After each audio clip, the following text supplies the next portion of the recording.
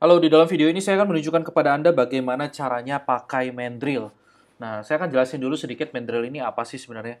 Nah, Mandrill ini adalah SMTP server gitu kan.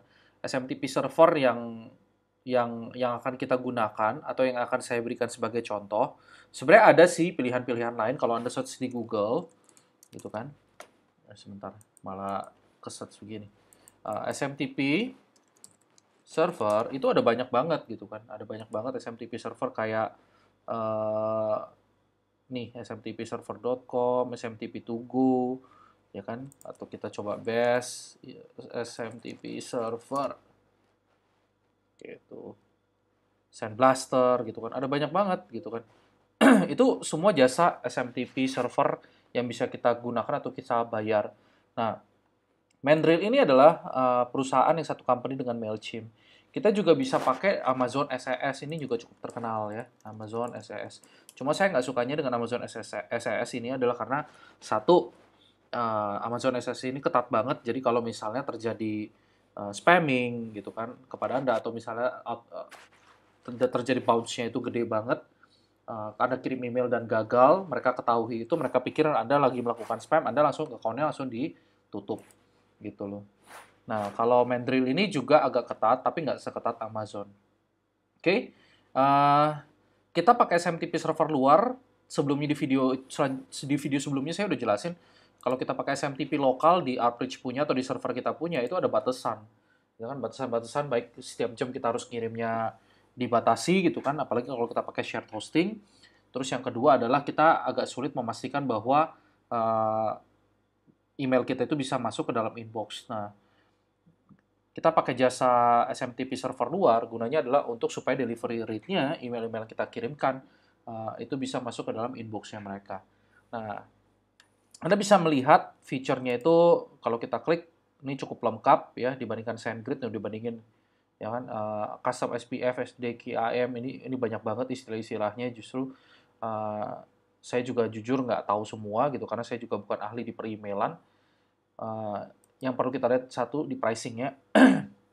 Enaknya dipakai Mandrill ini adalah setiap bulannya kita bisa dapat 12.000 email secara gratis. Nah, kalau bagi Anda yang baru mulai atau newbie, ya ini enak banget, jujur aja gitu ya. Ini enak banget. Kenapa? Karena Anda bisa latihan-latihan tanpa harus bayar gitu kan dengan pakai Mandrill.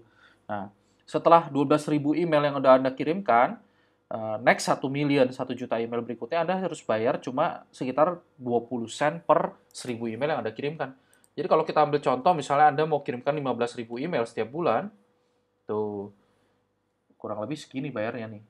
0,6 dolar. Murah banget ya. Itu kan 12 ribunya gratis. Gitu. Bagaimana kalau 15.500? Saya suka main-main nih. Tuh. Bayarnya 0,7 gitu kan. Simple sih. Gitu kan. Nah, kalau Anda udah tahu fungsinya, kita langsung sign up aja gitu kan.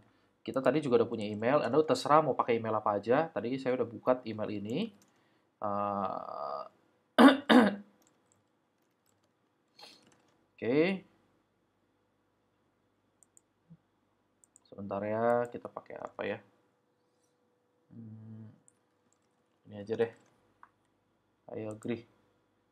Get started.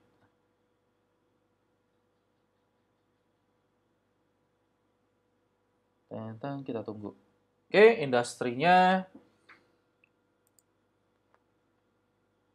kita bilang apa ya? Kita bilang sebagai ya ini ada terserah sih, Anda pilih aja sih, sebenarnya nggak terlalu penting juga.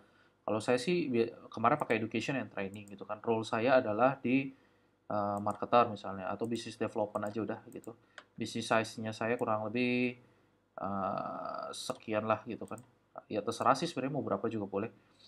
What type of email will you be sending? Ya, kita akan sending sign up, confirmation email, newsletter, marketing automation juga. Gitu. Udah, save. Nah, kalau Anda baru, reputation-nya Anda itu belum dikenal, jadi dia masih unknown. Itu kan nggak masalah. Jadi, nanti dia ada reputation-nya excellent, good, poor gitu kan. Kalau saya punya sih udah excellent gitu kan. Nanti dia akan ukur berdasarkan jumlah email yang kita kirimkan. Ini masih dapat gratis nih, 0 sampai 12 ribu kan. 0 of 250. Oke. Okay. How would you like to send through Mandrill gitu kan? Kita ada dua gitu kan. Kita bisa pakai API atau SMTP credential gitu kan. Ini ada guide-nya juga. Kalau Anda mau lihat tinggal diklik. kan. Tuh, tinggal diklik nanti ada guide-nya juga gitu, gimana cara setup SMTP-nya. Nah, cuma memang jujur gitu kan, guide-nya di sini tuh agak kurang friendly. Ya, di sini Anda bisa lihat nih ada SMTP basic, portnya apa aja yang bisa kita pakai, gitu kan. Cara cara ngirimin SMTP ini dengan bahasa pemrograman itu gimana? Oke, gini aja kita klik dulu. Where do I find my SMTP credential? Tuh, kita pakainya port 587 gitu kan. But anyways, port supported by Mandrill will work and there is no configuration needed change. Oke. SMTP ke setting SMTP and API info. Udah gini aja langsung get SMTP credential. Oke, terus masukin password kita. Verify.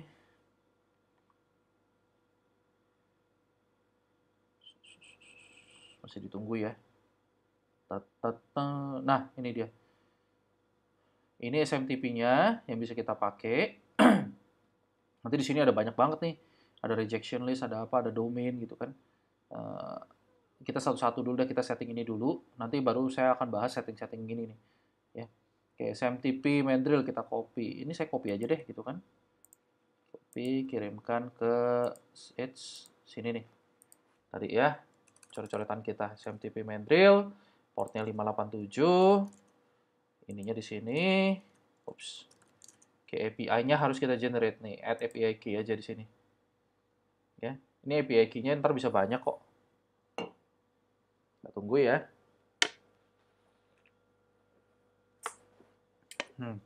Ini valid API key. Oke. Nah, ini salah satu key-nya nih bisa kita pakai. Kalau misalnya mau takut salah, kita edit aja.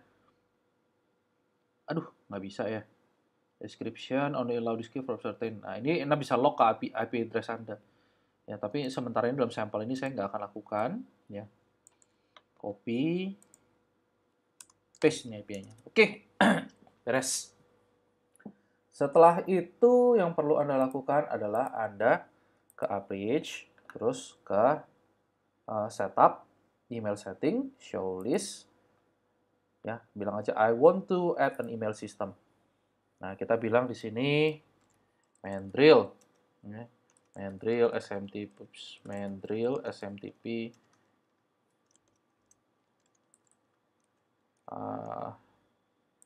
server, nanti self default nanti aja, ya, kita optionnya itu sendingnya pakai SMTP. SMTP servernya tadi di sini udah SMTP Mandrill app. Oke. 587. Username-nya adalah info@vsender. Password-nya itu yang ini. Password-nya. Encryption-nya pakai non auto TLS. Kita tes aja. Ya, lalu tes setting. Oh, langsung berhasil kan? Nah, jadi udah langsung bisa kita pakai gitu. Kalau seandainya ininya Anda misalnya nggak bisa 587, Anda udah pakai TLS, Anda juga begini, gagal. Oh no, gagal gitu kan. Nah, caranya gimana? Biasanya yang terjadi adalah sesuai dengan ini, sesuai dengan help-nya mana ya help-nya mereka ya. Mungkin kita balik lagi ke dashboard. Setup guide. Oh. Ya kan? Terus why am I getting relay access denied? Nah, ini dia. Tuh, unable to connect host biasanya nih. Ini gara-gara ini nih, unable to connect host. Ensure that your hosting provider atau ISP itu enable outbound SMTP connection. Oke. Biasanya ya, kita mau connect ke SMTP Mandrill app-nya ini, ya itu gagal karena hosting provider kita sering kali gitu kan. Yaitu memblok outgoing SMTP ke port 587. Yang bisa Anda lakukan kalau Anda diblok itu, Anda hubungi ke hosting Anda, ya, lalu bilang ke hosting Anda, saya mau pakai, saya ada autoresponder software dan saya ingin pakai port 587 karena saya ingin menggunakan SMTP luar untuk mengirimkan email, sehingga saya nggak perlu memberatkan server saya untuk mengirimkan email gitu. Anda bilang aja, biasanya sih dikasih ya. Kalau nggak dikasih, Anda boleh pindah hosting aja gitu kan. Hostingnya itu jelek berarti. Ya, karena rata-rata hosting baik itu shared hosting ataupun itu VPS, apalagi VPS ya, itu adalah hak Anda. Kalau shared hosting, biasanya sih juga dikasih, karena itu nggak ada alasan bagi mereka untuk memblok gitu kan.